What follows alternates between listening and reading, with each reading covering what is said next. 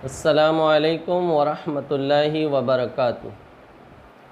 अल्हम्दुलिल्लाहि रब्बिल आलमीन वस्सलातु वस्सलामु अला सय्यदिल मुरसलीन अम्मा बाद।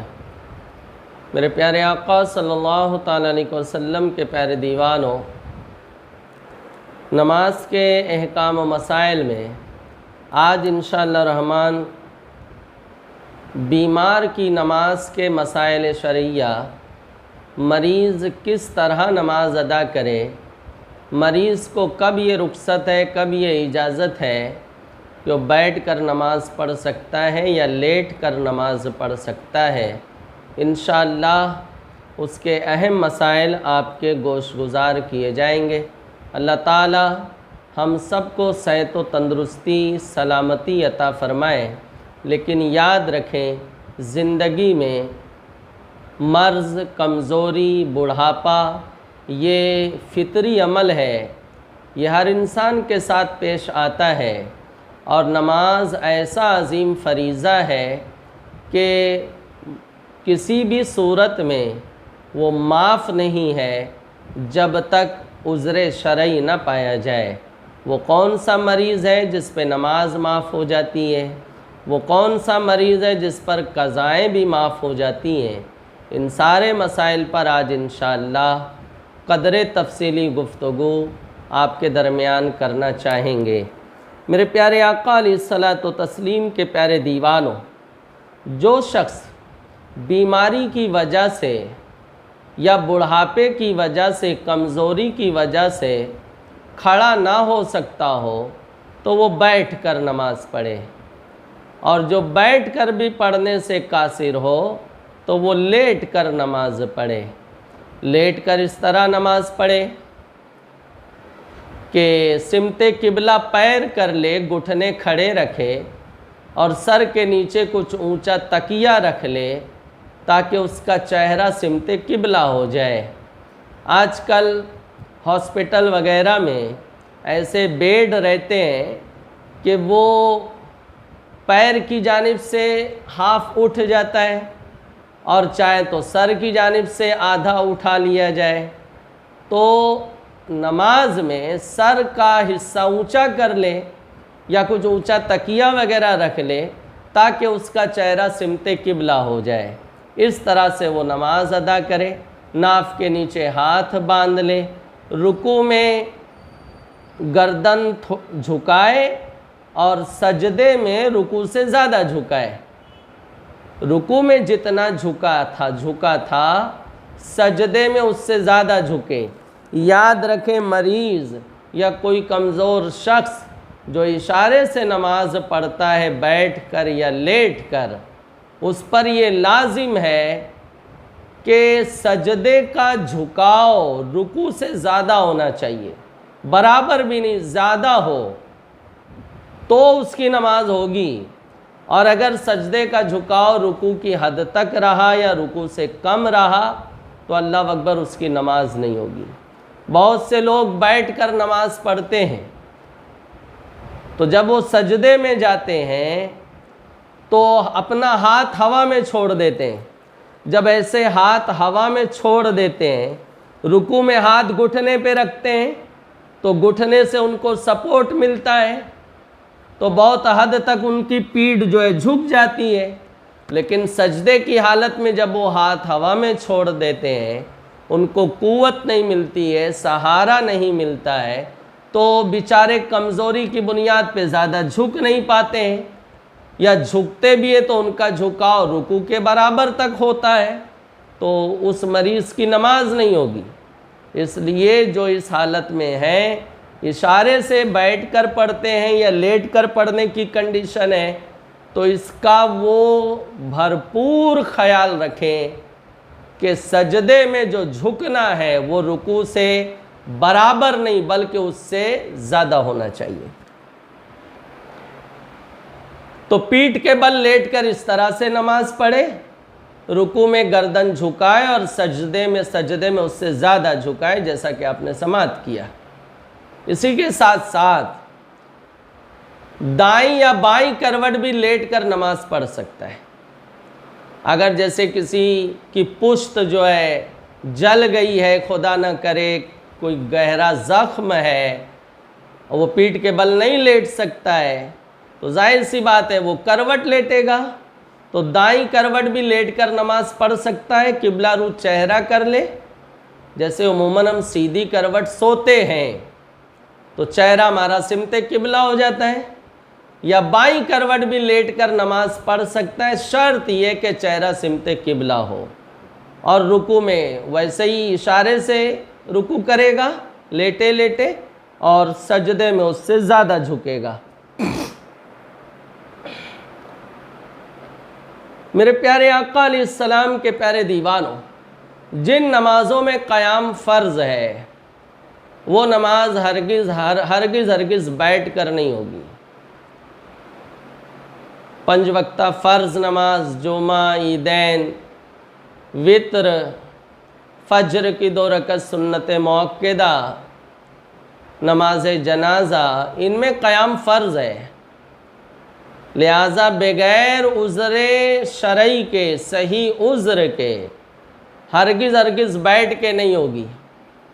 आजकल मसाजिद में स्टूल वगैरह, चेयर रहती है, कुर्सियाँ रहती हैं, इसका लोग एहतमाम करते हैं।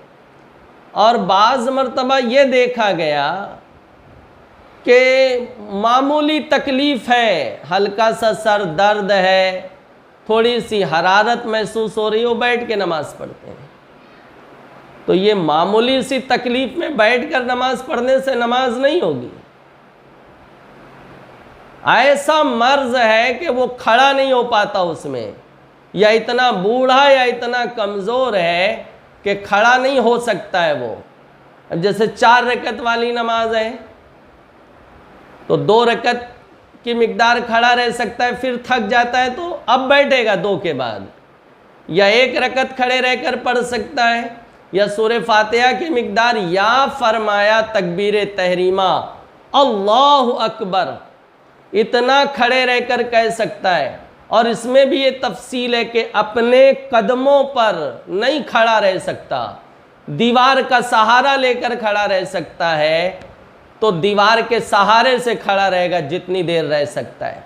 हत्ता कि पहली तकबीर, जिसे तकबीर तहरीमा कहते हैं, अल्लाहु अकबर, ये दीवार का सहारा लेकर कहने की कुदरत है, ताकत है, तो इतना देर वो दीवार के सहारे से खड़ा रहेगा। तकबीर तहरीमा सहारे से खड़ा रहकर कहेगा, फिर बैठेगा।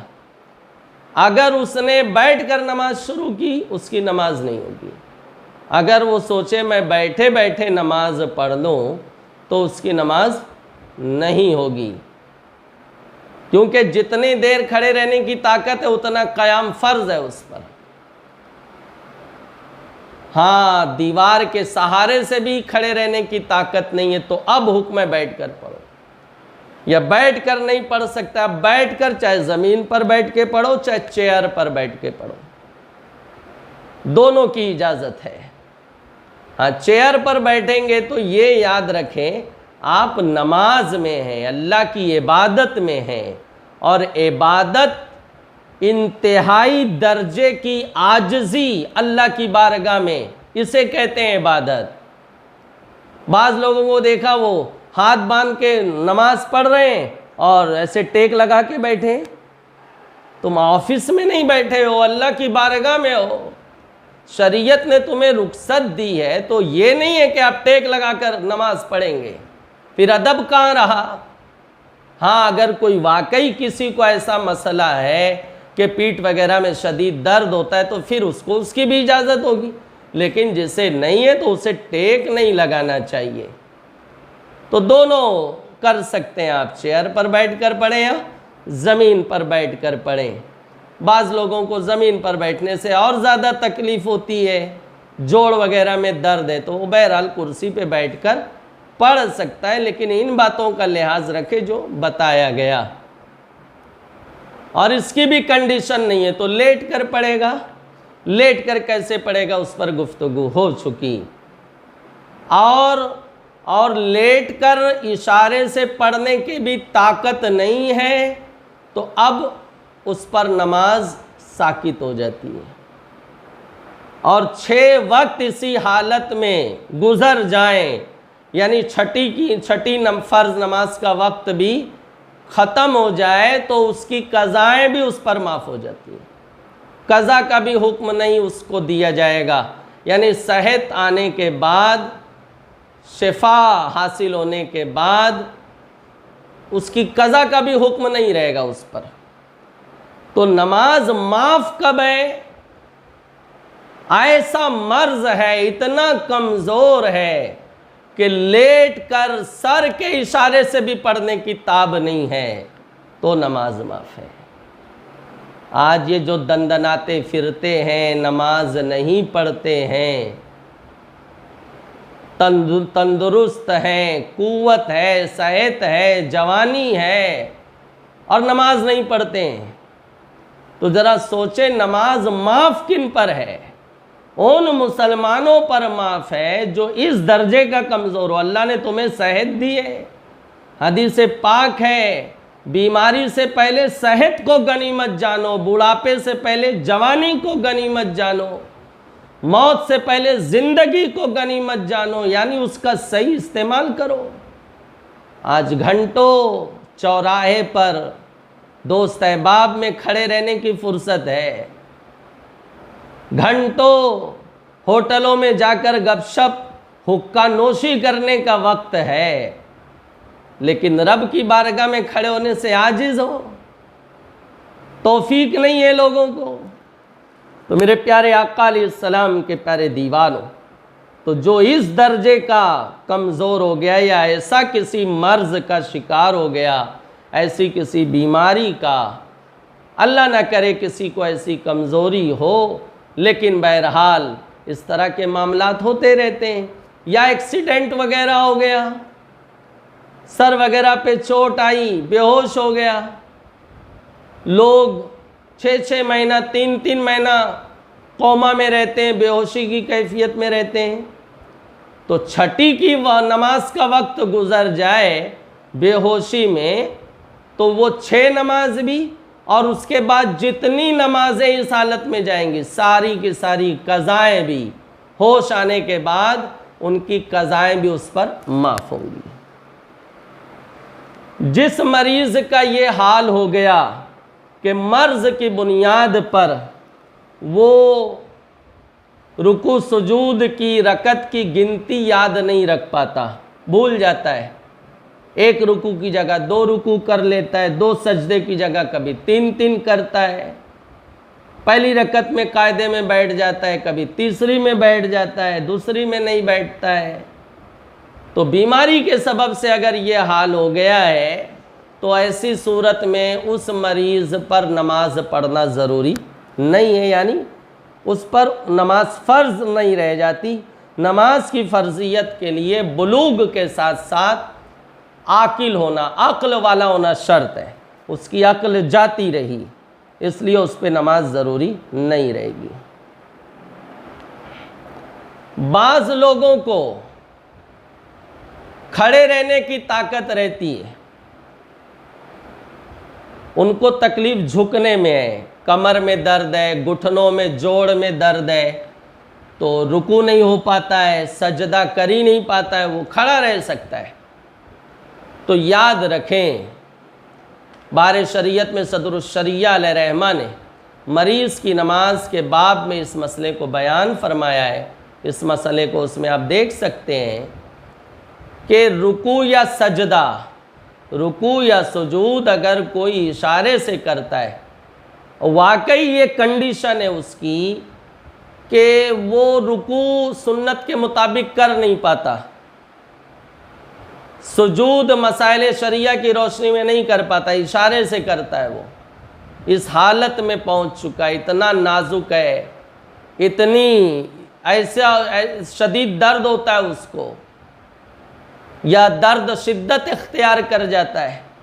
तो अब ऐसी सूरत में हुक्म ये है कि क़याम उस पर फ़र्ज़ नहीं रहता।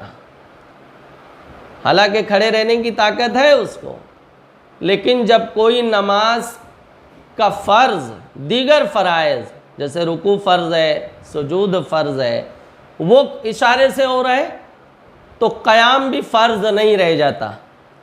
हालांकि खड़े रहकर पढ़ेगा तो नमाज हो जाएगी। उमूमन लोग यही करते हैं, खड़े रहते हैं, रुकू में बैठ जाते हैं और कुर्सी पर बैठने के बाद रुकू इशारे से करते हैं, या रुकू कर लेते हैं, सजदा इशारे से करते हैं, तो उन पर क़याम फ़र्ज़ नहीं है। बल्कि सदरुश शरिया अलैहिर्रहमा ने फरमाया बेहतर ये है कि वो नमाज बैठ कर ही पढ़े, क़याम ना करे। मेरे प्यारे आका अलैहिस्सलाम के प्यारे दीवानों, इसी तरह से मरीज़ अगर मस्जिद चल कर जाएगा तो क़याम नहीं कर सकेगा या कुरान की तिलावत नहीं कर सकेगा। मसलन उसकी सांस फूलेगी, सांस तेज़ी के साथ चलने लगेगी। और घर में पढ़े तो इत्मीनान से पढ़ लेगा। तो फरमाते हैं मस्जिद जाना उसके लिए ज़रूरी नहीं, जमात उस पर वाजिब नहीं होगी। वो घर में पढ़े, जमात से पढ़ सकता है तो जमात से, वरना तन्हा पढ़े।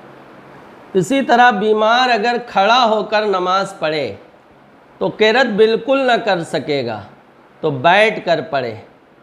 लेकिन अगर खड़े होकर कुछ भी पढ़ सकता है तो फ़र्ज़ है जितनी देर खड़े खड़े पढ़ सकता है उतनी देर खड़े खड़े पढ़े, बाकी बैठ कर पढ़े।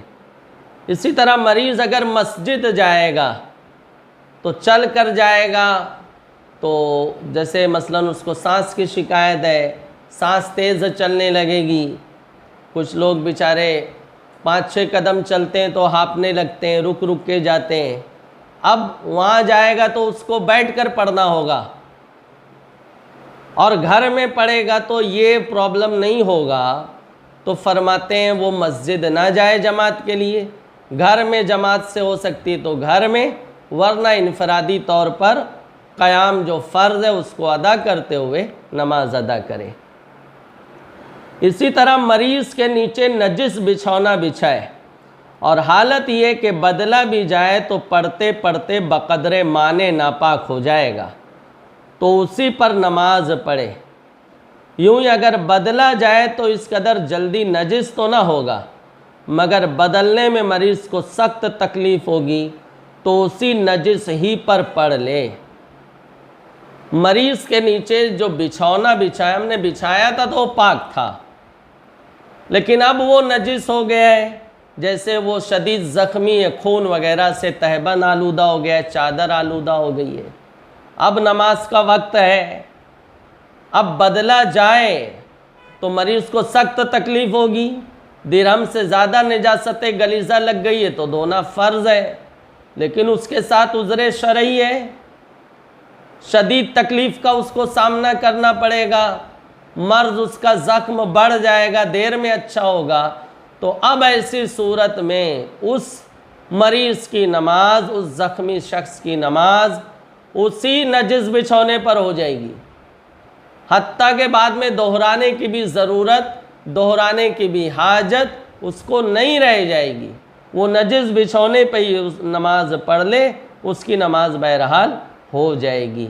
तो मेरे प्यारे आका अलैहिस्सलाम के प्यारे दीवानों, जहाँ शरीयत रुख्सत देती है, जहाँ ऐसे नाजुक मामलात आते हैं तो वहाँ शरीयत मुतारा रुख्सत के दरवाज़े खोलती है। उससे इस्तिफ़ादा उठाते हुए लोगों को नमाज पढ़ना चाहिए। उमूमन देखा गया जो हॉस्पिटल में एडमिट हो गया वो नमाज पढ़ते ही नहीं है। अच्छा खासा नमाजी है, हॉस्पिटल में एडमिट हुआ तो नमाज छोड़ देते हैं। तो भाई ये मरीज़ की नमाज का बाब किन के लिए? ये इसी दिन के लिए तो है। खुदा ना खास्ता कोई ऐसे मर्ज़ में मुब्तला हो तो वो इनसे इस्तिफ़ादा उठाए और शरीयत के मसाइल शरिया की रोशनी में अपनी नमाज को वक्त पर वो अदा करे। अल्लाह ताला इल्म व अमल की तौफ़ीक़ रफ़ीक़ अता फ़रमाए, मसाइल शरिया की समझ अता फ़रमाए। अस्सलामु अलैकुम व रहमतुल्लाहि व बरकातुहू।